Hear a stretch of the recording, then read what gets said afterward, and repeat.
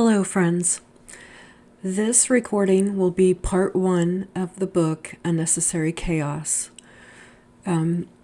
This book is going to be a little bit different from typical audiobooks, as it will have live commentaries from me as I'm reading it, and it will also have live channeling with the divine. So we're just going to let the divine flow as I read, and if words, come out or premonitions come out, we're just going to allow that to flow. So that's how this is going to go. And I'm going to be very vulnerable with you right now.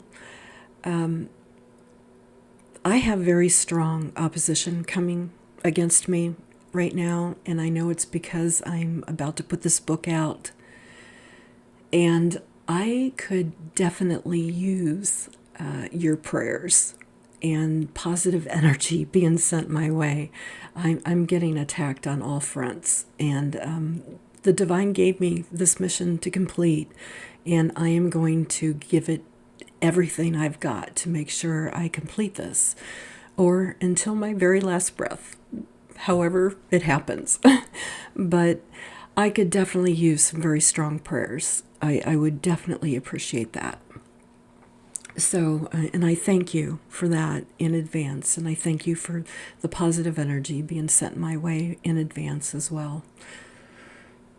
Okay, all the acknowledgments of this book go to the divine. I give all gratitude and love to the divine with all of my heart and soul. Chapter 1, The Vision. On June 15th, 2019, late in the afternoon, I began receiving a psychic vision. It came to me in an unusual way, so unusual that it was only the second time in my life that I had ever received a vision in that type of format. The vision came to me as a multifaceted, multidimensional cube that was continuously moving in all directions as if it were living and breathing, yet at the same time quietly still. I was able to view the vision from many different angles and different aspects. I was able to view it from outside looking in, from above looking downward, and from within, looking and feeling and experiencing all aspects of everything involved and evolved. The vision shown to me on that day and for the days that followed until its completion on the morning of June 20th, 2019, was of the future of humanity. After the vision had concluded, I received a strong spiritual guidance that I was to document the entirety of the vision in intricate detail and publish it. The following pages is a factual record of everything that I observed, everything that was spoken to me, and everything that I experienced during those 5 extraordinary days.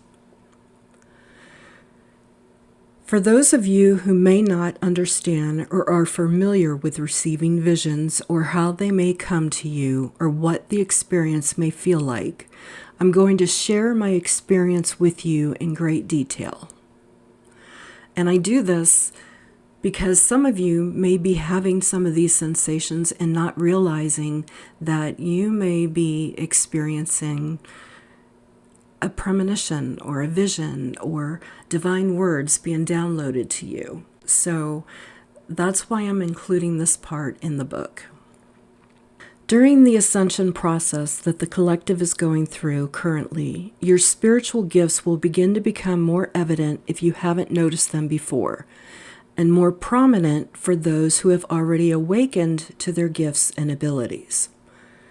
My intention is that through sharing my experience, you may recognize and open yourself to all of the supernatural power that resides within you and receive all that is divinely yours.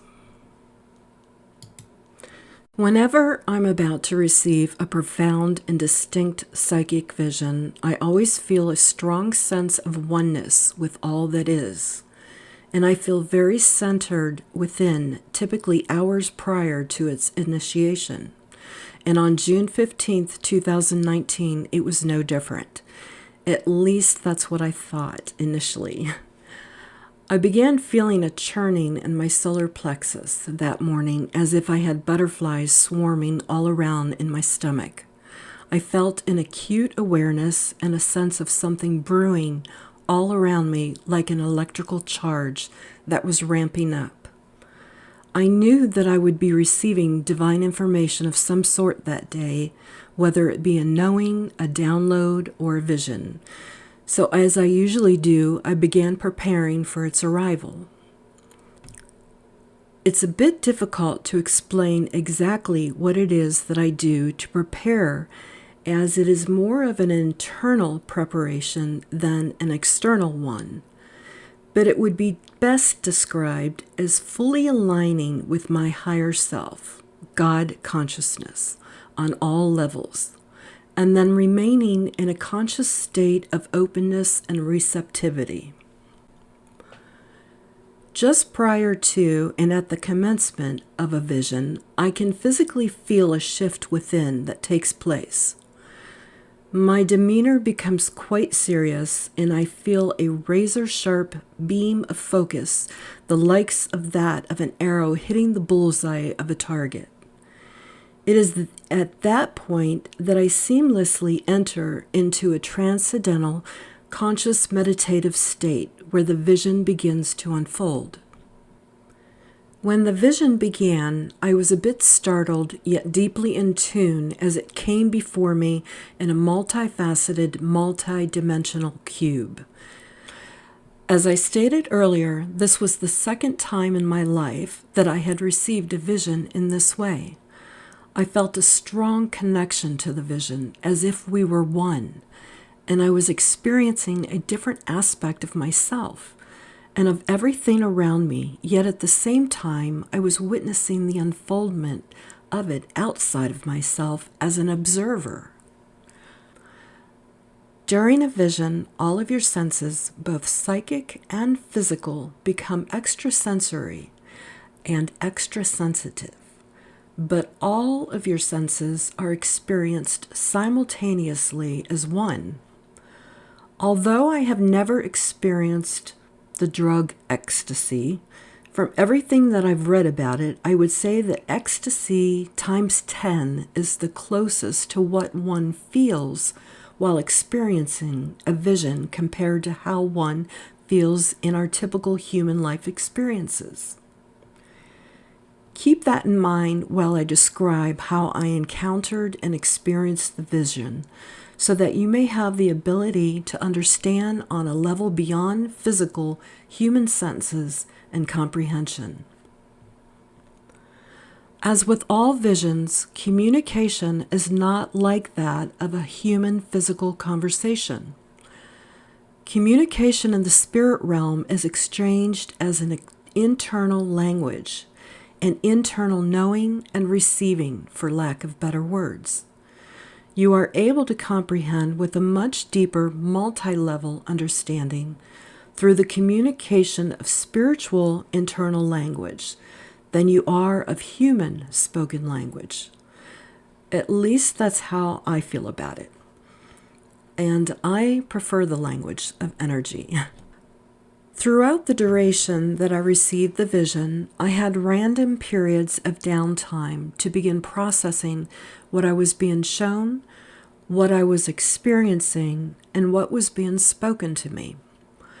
I had intervals of sleep, however, not for any lengthy preferred amount of time, and would then be abruptly woken up and the vision would begin again. This routine continued for the extent of 5 days. During the periods of downtime, I recorded handwritten notes on torn pieces of paper, a plethora of post-it notes, and the blank back of mail envelopes I received. and notebook paper until I had everything documented. Wherever I was at in the house at different times during those 5 days, I just grabbed whatever I could find at the moment to write on. As unorganized as all the notes were being scattered around my bedroom, dining room table, and kitchen, I was confident that I had recorded all that was given to me, less a few important pieces that I felt was best to keep only documented in my memory for the time being. I tend to be very protective over what I receive through visions and only release what I'm guided to release, and only when I am guided to do so. Some of the information that I received in the vision during my downtime, I had a difficult time wrapping my human brain around it. Some of it seemed so inconceivable at this present time in humanity. However, as the days unfolded after the vision concluded, I began to understand it more with my human mind and was able to find it not only plausible, but absolutely undeniable. As I shared in the beginning, this was a vision I was strongly guided to release in its full context and publicly.